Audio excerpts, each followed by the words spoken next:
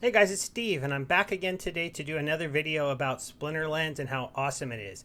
But a quick little update on the last few projects I've talked about on my channel.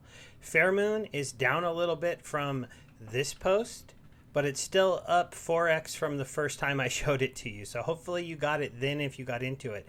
They are still going to be doing a launch pad, hopefully, and updates will be coming in one of my next videos. I'm just waiting for their redesigned website, which will hopefully give us some ideas on how many of them you need. Vlad is waiting for its next big update. They released their NFTs, life spiked up super high, but then their limited supply token farming ended. There is not really a lot of utility for the Vlad token, so it fell down a little bit. Not down to the 120 mark where I got in, but it's down about 130, 135.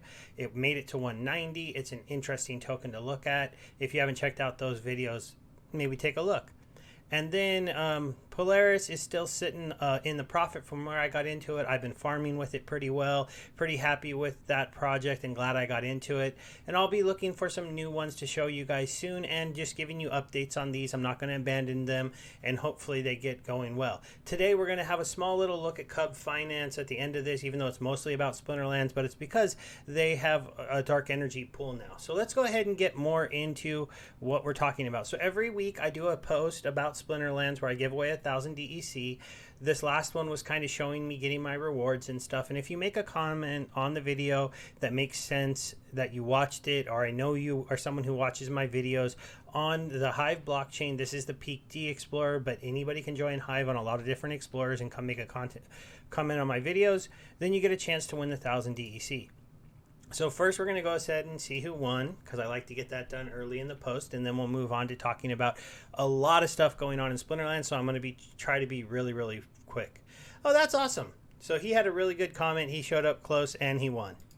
I don't really I don't know how to pronounce his name properly, so I'm not going to try right now.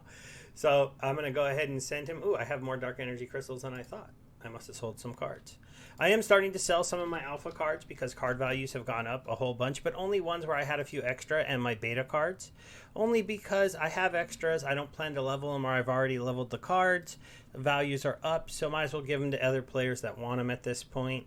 I don't have enough. Maybe I'll hoard one or two to see if for some reason they go up in value a lot, but I'm not so sure about that. So there's our prize going off, and we'll come back to the Splinterlands tab to show you guys some stuff. I have a little bragging to do for me and my guild. But the first thing we're gonna talk about is that Splinterlands brawls have come out. And this is the post they did about a week ago that said brawls were coming. It goes over a little bit of what they are. So really what it is a special competition between guilds where we're all going to be fighting the other guilds, and you're going to be trying to compete to be the best guild. The big thing for you, if you don't have a powerful guild, or if you're brand new to the game and you're not even in a guild, is this is going to create a big new sink for dark energy crystals. Dark energy crystals are supposed to be pegged at 1,000 equals $1. They have not been at that peg in the past for a long time. They got down to about 1,000 was only worth about 60 cents in the real world, and now they are very close to being near and at that peg. So you are earning more from playing the game today than you did about 6 months ago. And one of the reasons why is because there's just more things to do with your dark energy crystals. The team is being really good at making sure that even though there is a lot of inflation in the world for the dark energy crystals, that they are creating ways for you to use them so that the market isn't just flooded with them. There's the Ethereum pool where you get rewarded for staking them over there on Uniswap. There's a diesel pool on a Hive engine token swap on tribal decks now, and there's also a pool over on the Cub Finance, though they don't that's kind of a Cub Finance combo. That's why I'm going to be showing that at the end. But in general, there's 3 places you can pull them and earn rewards. You can buy them within the game and earn rewards, and they can be used to buy cards. And with their increased value, you get more card for your dark energy crystals now. So if you were sitting on them, you might want to go shopping, but card values tend to go up at the same time. So I don't know if you really get that good of a deal. Card values are definitely up. They're going to be releasing 2 new buildings in the next couple weeks. They have an initial phase that are going to also need more dark energy crystals to level up. And so we're just going to be taking a quick look at this. They go through the numbers.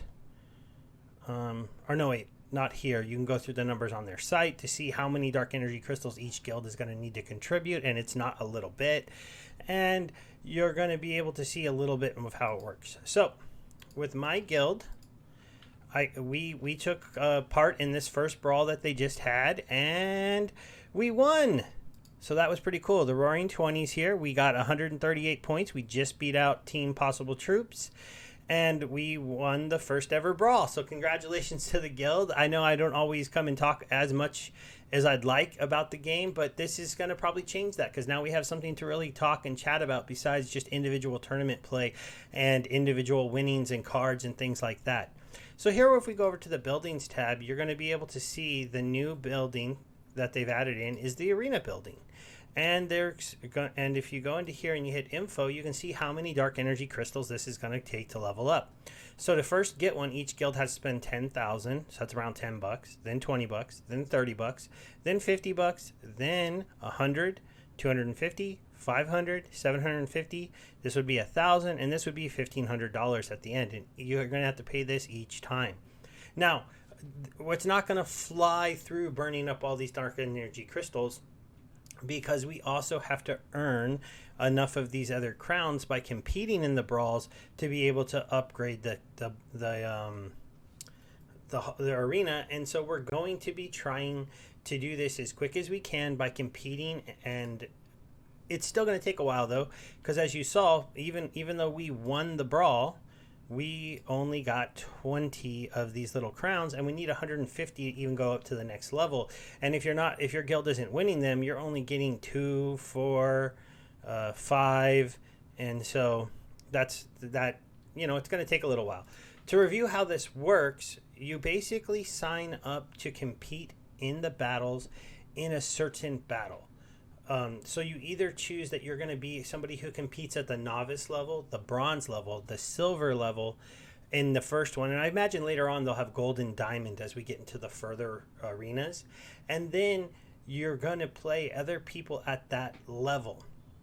Now they're going to introduce some stuff, and I'll cover it more later when it's out, where whether you're in their arena or your arena, you're going to get advantages or disadvantages, kind of like just a home field advantage for one of the teams.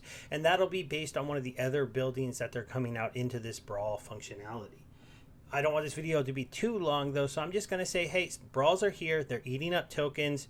They're making bigger players and bigger guilds start to hold their dark energy crystals. So we should see that peg stay pretty high for the near future. Now let's go ahead and talk about a little bit more news for the Splinterlands, and that's that they had their best quarter in history. They are getting a lot of new players signing up. They are doing really good at players getting spell books. They're selling packs at a real fast clip, and it's just been something that's really amazing to watch. And so I'm going to put a link to this post in the video. If you haven't been following up on it, I mean, you got the charts here are all heading up, and it's a great time to be a player. And it's not maybe too late to get in while the Untamed set still has a lot of packs to go, but it's definitely getting to the point where it's going to cost you a lot more to get into this game than it did for the current players. And we're in a bull market, so stuff is worth more. If we go into a bear market, I know we had a little correction today, but I wouldn't call it going into a bear market. That'll change things a lot. Now let's talk about one other piece of big news that will lead us into the other. So they recently added the ability for you to pay in BEP20 tokens in the game. This is really cool. So they already made the Dark Energy Crystal be able to be a BEP20 token, and now they're going to go ahead and let you pay with any BEP20 token that they accept. So they'll be accepting it on here. One of the fun things about this is if you have a stack of a token, like I've started to collect like Polkadot and Cardano and some other things on the BEP20 chain, just because the fees are so small over there. So now they're going to be starting out by letting people pay with BAT, and they're going to be rolling it out into all the different tokens. And this post here explains how you're going to do that. If you're interested, I'll put this link in the description of the video as well. I'll only be putting these links on the YouTube video, just so you know. I also post this video on 3Speak, and it ends up on Odyssey. They'll probably be on those platforms too, but I just want to let you, I imagine most Splinterlands player in Hive have seen most of these posts. Now, the last part of the video that I just want to end with is just taking a quick look at the Cub Finance and the peg right now on Dark Energy Crystals. So over here on, if you haven't figured out how like set up a Binance Smart Chain wallet and you're playing the game, you should probably look into it, because technically Dark Energy Crystals are above the peg over here, and you might want to say why. See, I mean they're a little bit under the peg, right? So $1 gets me 172. I was doing that backwards. So 1,000 would cost you about 88 cents. So see, we're pretty close. It goes up to about 92 and 93, and when we get a rush, and then it's going to fall back down. But 88 cents is pretty good for the farmable currency. That means you still do get a 12 cents discount per dollar if you buy your Dark Energy Crystals, import them into the game, and then buy your packs. That's only if you're buying packs or potions. That is the better way to do it, to get them officially from Splinterlands, still be entered into the airdrops, and get the discount. This is a pretty easy place to come and do it. The Cub Finance team has added a Dark Energy Crystal pool, so I am pulling my Dark Energy Crystals here. We're getting a nice return at 229% on our basically DEC and BUSD pairing. This is kind of nice because this pairing does not, to me, have a risk of a lot of impermanent loss. DEC has a bottom level where the discount to get packs gets so big that people will start to buy it to buy packs, and then it will start to go back up. I think that discount is around somewhere in the 60 cents to 70 cents range. Once you can get a 30% discount or more on your Dark Energy Crystals to go buy packs with, people like me go, it's time to go buy Dark Energy Crystals and buy a set of packs. Because why not get a $200 set where you get 10 bonus packs, and you're only going to actually pay $140 to do it when you buy the Dark Energy Crystals at that level. With everything coming out and all the sinks that are in the game, will Dark Energy Crystals ever dip back down into the 70 cent range for 1,000? I don't know. We'll see. If the game doesn't get so popular, sure, it'll fall down. But if it continues to grow, continues to be popular, we see more guilds wanting to deck out their guilds, level up all their buildings, it's all going to be very, very exciting. So that's where I'm going to end this one today, everybody. I hope, not too many of you come over here and ruin my return, but it's something I want people to know about. If you're in the Binance Smart Chain, this is a fun, almost stable-ish pairing where you're going to probably see DEC not fall very much and you earn a pretty good return. And the Leo bridge is not open yet, and once this opens, the Cub token is going to have another burn mechanism that is going to help it hopefully drive up its value. We'll be looking for an update on Cub once I see some of that, once Kingdoms and the Leo bridge go live, because we're waiting for those updates to come out. And so thanks, everybody. Remember, if you're not playing Splinterlands, I'll have a link. You can get in and you can start earning money just by playing a card game. It does take an investment. It's not free. You're going to have to at least buy a spellbook for $10, and then you're going to have to go out into the marketplace and at least buy a few cards. Just to give you an idea, if you're buying the new Untamed rares, oops, that's not the market. Untamed rares are 7 cents, 8 cents for some of the monsters that you'll have to be buying, but you'll need a lot of these cards to level them up if you're going to play at the higher levels, and summoners are around 50 cents per card. Realistically, you're probably looking at an investment between $100 and $200 to possibly more if you want all the legendary cards to get a playable deck at the, say, level 4 range. At that point, you will be able to start earning some rewards, earning some free cards, earning some Dark Energy Crystals, and saving them up.